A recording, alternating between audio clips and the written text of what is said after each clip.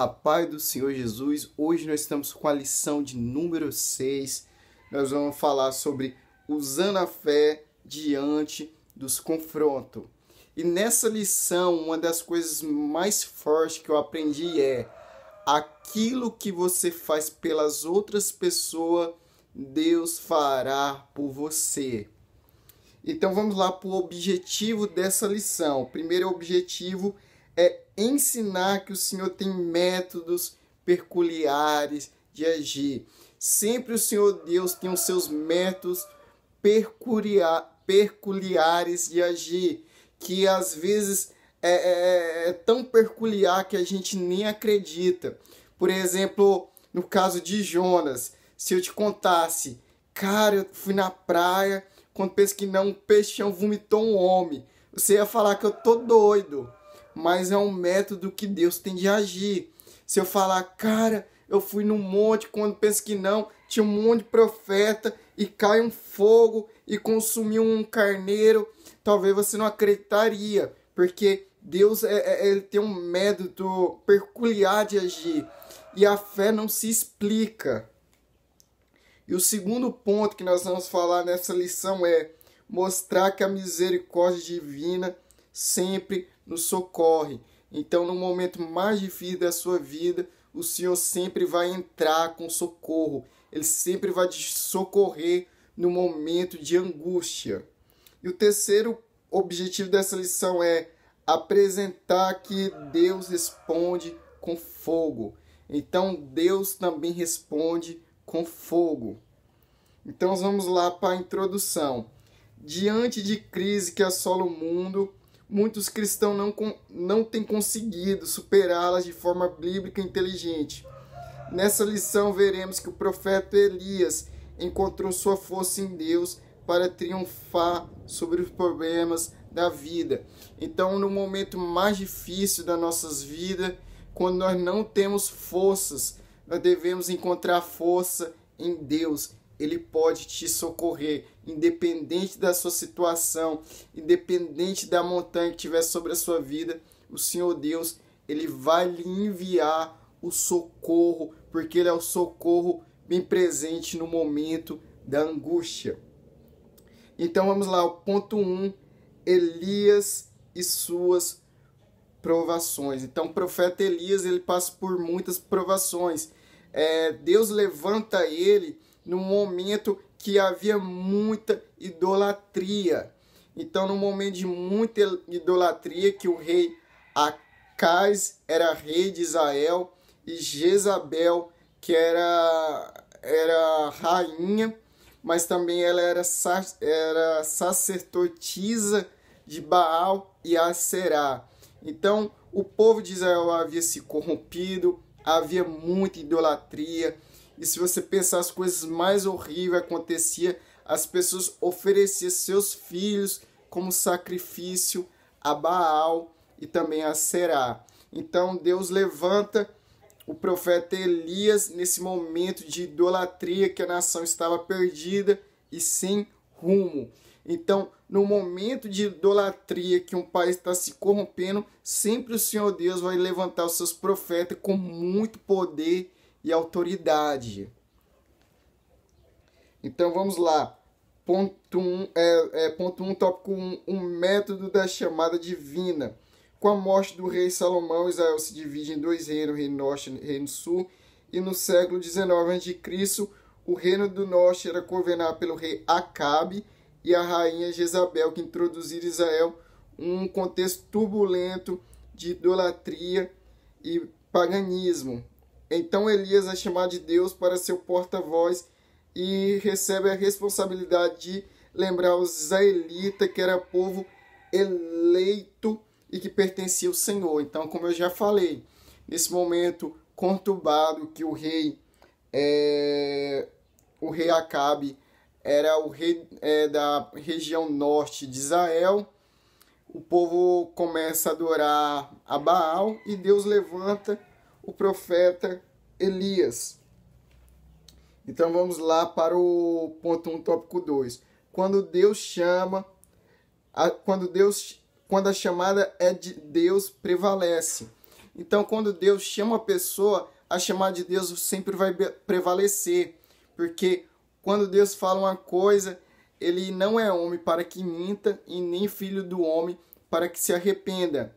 Então, quando Deus chamou o profeta Elias, ele se responsabilizou pelo profeta Elias. Quando Deus chama uma pessoa, ele se responsabiliza pela aquela pessoa. E a chamada de Deus na sua vida vai prevalecer, independente de crise, independente de situação, de governo, de reino, de tudo que estiver acontecendo. Se Deus te chamou para uma obra, pode ter certeza que você vai prevalecer em meio às crises. Então vamos lá.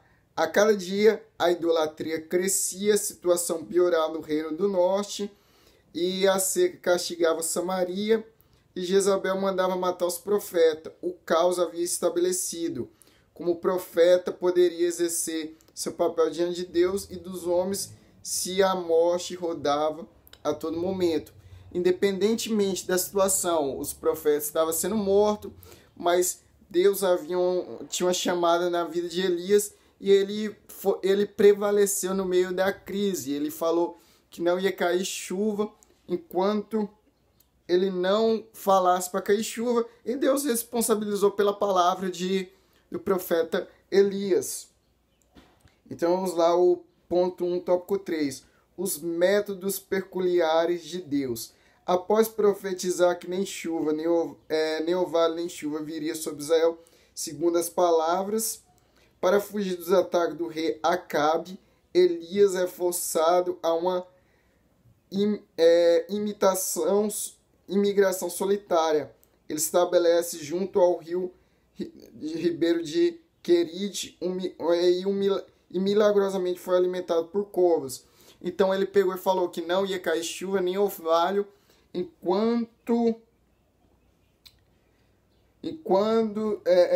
após profetizar que nem chuva nem orvalho viria sobre Israel segundo suas palavras. Então uma coisa importante aqui, sempre falar palavras. As suas palavras, ela tem poder. Que quando você é chamado por Deus e você fala palavras, guiado pelo Espírito Santo, Deus te respalda. Então, Deus criou o mundo através do poder da palavra. Ele falou, haja luz, houve luz. E na Bíblia fala que nós fomos feitos em imagem e semelhança de Deus. E como foi que Deus criou o mundo? Através do poder da palavra. Jesus também utilizou muito o poder da palavra. Ele falou para uma figueira e a figueira secou. Então, você pega aí, por exemplo, Deus falou para Moisés falar uma rocha. Ele foi, bateu, feriu a rocha. Mas assim, as nossas palavras têm poder. Você vê que o profeta falou que não ia cair chuva nem orvalho segundo as suas palavras. E não caiu chuva nem orvalho segundo as suas palavras. Então, em tempos de crise, em vez de nós ficar falando, a situação do Brasil está ruim, agora pandemia, corrupção e não sei o que, não. Vamos usar a nossa palavra para profetizar a bênção. Olha, o Senhor Deus vai limpar a corrupção desse país, eu creio. O Senhor Deus vai trazer luz no fundo do túnel. O Senhor Deus vai fazer cair justiça em cima dos três poderes, que essa corrupção, essa roubalheira, tudo o que está acontecendo de ruim, essa pandemia, vai acabar em nome do Senhor Jesus. Nós devemos saber usar nossas palavras de formas sábias, em vez de nós começar a amaldiçoar a economia, o governo e tudo, e o mundo inteiro. Vamos usar a palavra de forma sábia. Então, as nossas palavras, ela tem poder. Eu queria só fazer essa ressalva aqui.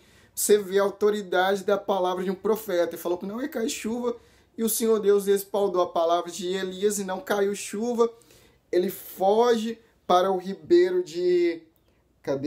O ribeiro de Querite, e ele é alimentado de forma milagrosa. Então, mesmo que você está passando por dificuldade, o Senhor Deus vai te socorrer de forma milagrosa, como ele fez com o profeta Elias. Deus contava com Elias, o ponto 2. Então, Da mesma forma que Deus conta com Elias, ele também conta com você. E a expectativa de Deus é que você cumpra o chamado que ele tem na sua vida, que você cumpra tudo aquilo que ele sonhou. Deus conta comigo e Deus conta com você, professor, você aluno que está assistindo essa aula. Então vamos lá. Ponto 2, tópico 1. Deus, um profeta e uma viúva. Então você vê,